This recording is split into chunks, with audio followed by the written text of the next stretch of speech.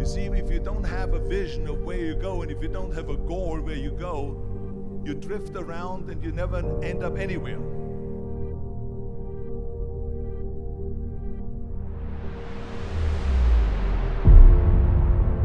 When they saw me in the gym in the pumping iron days, they said, why is it that you're working out so hard?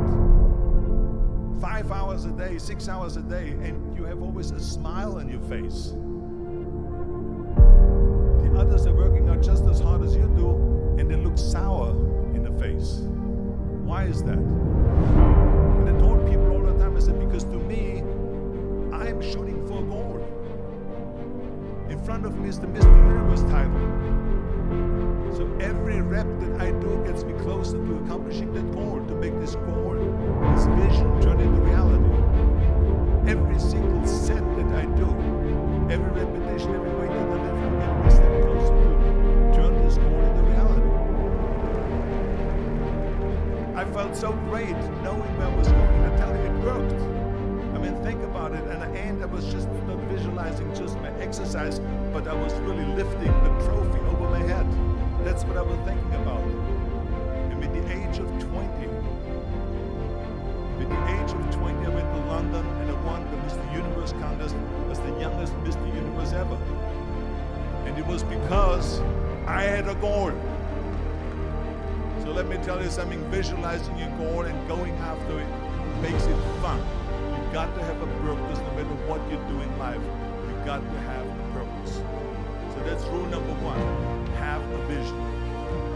Rule number two is don't listen to the naysayers.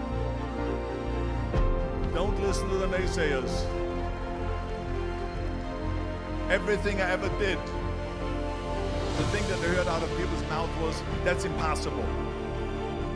That can't be done. Or no.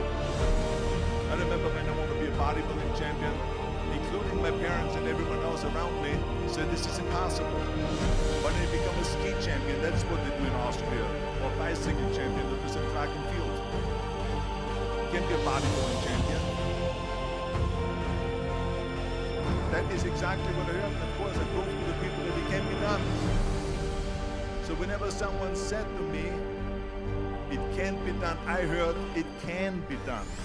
When they said no, I heard yes. When they said it's impossible, I heard it is possible. Because I am a strong believer.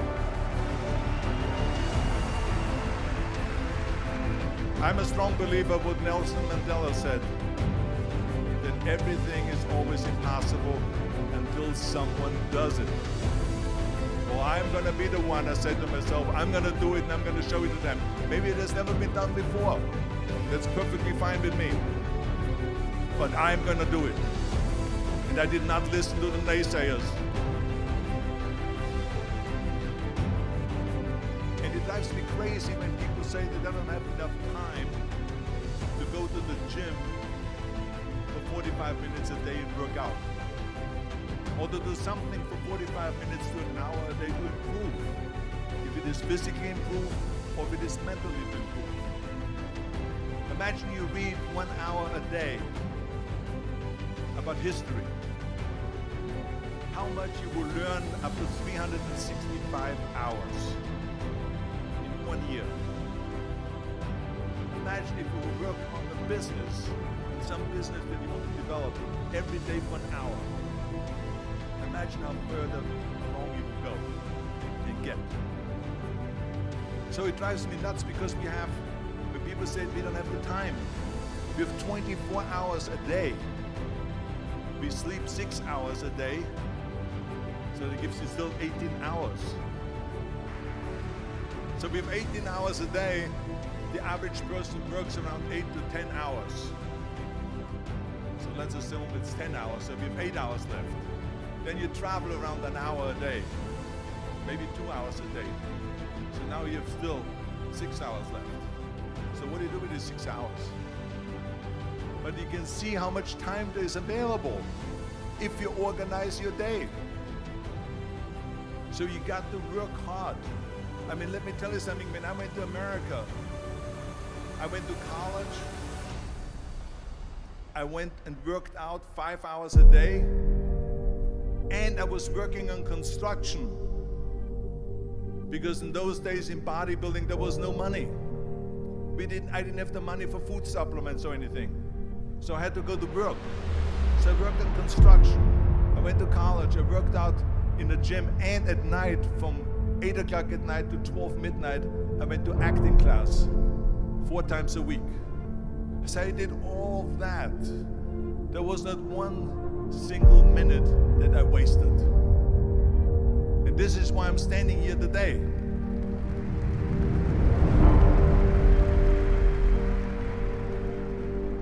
I became very friendly with Muhammad Ali in the 70s. And I remember that there was a sports writer that was there in the gym when he was working out and he was doing sit-ups. And they asked him, how many sit-ups do you do? And he said, I don't start counting until it hurts. Now think about that. He doesn't start counting his sit-ups until he feels pain. That's when he starts counting. That is working hard.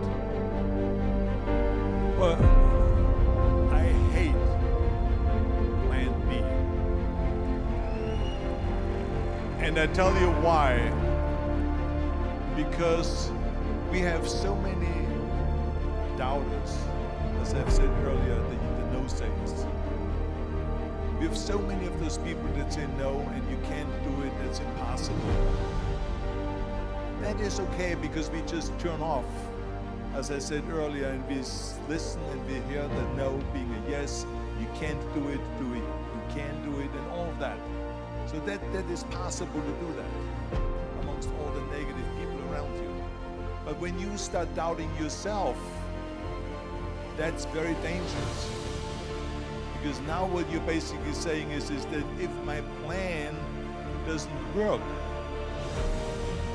I have a fallback plan. I have a plan B. And that means that you start thinking about plan B, and every thought that you put into plan B, you're taking away now that thought and that energy from plan A.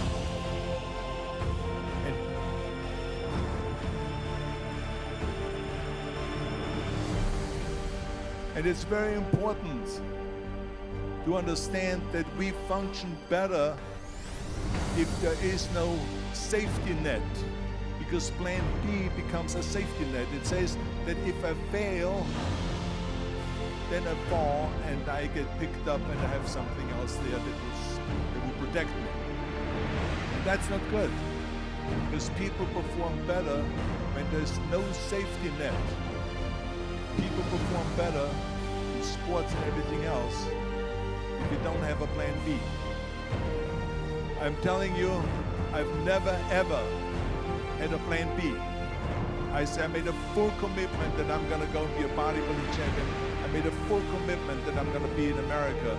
I made a full commitment that I'm gonna get in the show business and I'm going to be a leading man. No matter what it takes, I will do the work.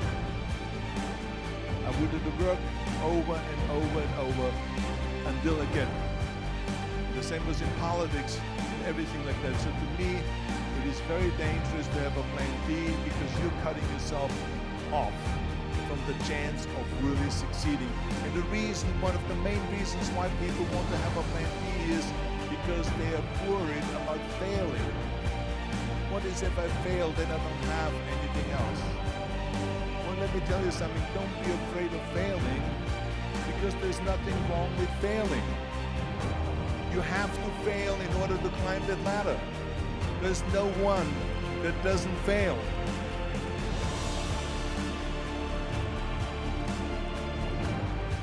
Michael Jordan said in one of his interviews, when they said, "You're unbelievable, you're the greatest basketball player of all times." I mean, tell me about that. And he says, well, you just mentioned the successes. But he says, for me to become the greatest basketball player, I missed 9,000 shots when I was playing basketball at the NBA games. So during these games that he was so successful, he missed 9,000 shots. Does it make him a failure? No. He's one of the greatest basketball players of all times, but he failed 9,000 times. Do you get it? We all fail. It's okay.